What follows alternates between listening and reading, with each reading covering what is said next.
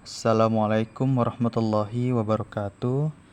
Pada kesempatan kali ini saya akan mempresentasikan sebuah materi dengan judul Administrasi Tenaga Pendidik dan Kependidikan di Sekolah atau Madrasah. Kita beralih ke poin pembahasan pertama, yaitu pengertian dan ruang lingkup administrasi tenaga pendidik dan kependidikan.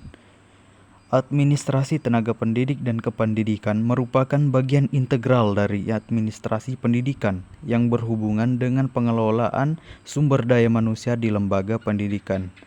Secara etimologis, kata administrasi berasal dari bahasa Latin ad dan ministrare, yang berarti melayani atau mengatur.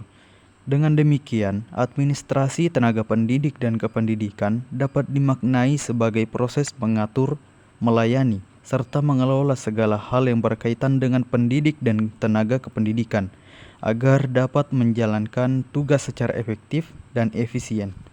Ruang lingkup administrasi tenaga pendidik dan kependidikan meliputi berbagai kegiatan yang berkaitan dengan pengelolaan sumber daya manusia pendidikan.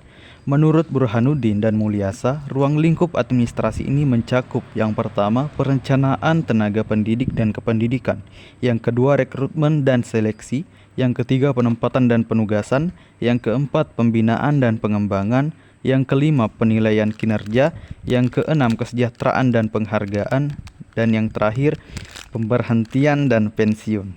Kemudian poin pembahasan kedua, prinsip dan prosedur administrasi tenaga pendidik dan kependidikan.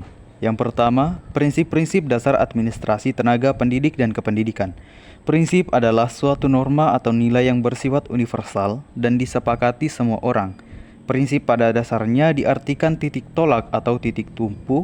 Prinsip merupakan suatu pegangan yang kuat dan absolut yang digunakan sebagai dasar atau pedoman dalam melakukan suatu kegiatan. Secara umum, prinsip-prinsip administrasi tenaga pendidik dan kependidikan dapat dijabarkan sebagai berikut. Yang pertama, prinsip efisiensi dan efektivitas. Yang kedua, prinsip keadilan dan keterbukaan. Yang ketiga, prinsip profesionalisme. Yang keempat, prinsip kesejahteraan dan pengembangan karir. Yang kelima, prinsip koordinasi dan kerjasama. Yang keenam, prinsip akuntabilitas dan tanggung jawab. Yang kedua, prosedur administrasi tenaga pendidik dan kependidikan. Pengelolaan pendidik dan tenaga kependidikan merupakan kegiatan yang mencakup penetapan norma, standar, prosedur, pengangkatan, pembinaan, penata laksanaan, kesejahteraan, dan pemberhentian tenaga kependidikan sekolah agar dapat melaksanakan tugas dan fungsinya dalam mencapai tujuan sekolah. Prosedur ini meliputi beberapa tahapan sebagai berikut. Yang pertama, perencanaan kebutuhan. Yang kedua, rekrutmen dan seleksi. Yang ketiga, penetapan dan penugasan. Yang keempat, pembinaan dan pengembangan karir. Yang kelima, penilaian kinerja. Dan yang keenam, kesejahteraan dan penghargaan. Dan terakhir, pemberhentian atau pensiun.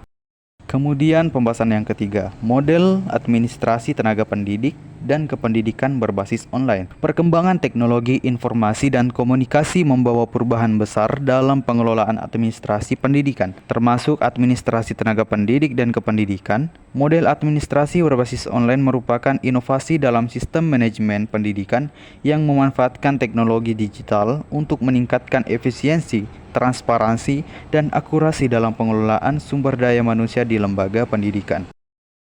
Model administrasi tenaga pendidik dan kependidikan berbasis online mencakup beberapa komponen utama, yaitu yang pertama, sistem data terpadu. Yang kedua, manajemen kinerja digital.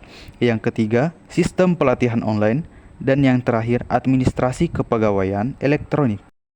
Meskipun menawarkan banyak keunggulan, penerapan model administrasi berbasis online juga menghadapi beberapa kendala, antara lain, yang pertama, keterbatasan sarana dan jaringan internet, terutama di wilayah terpencil.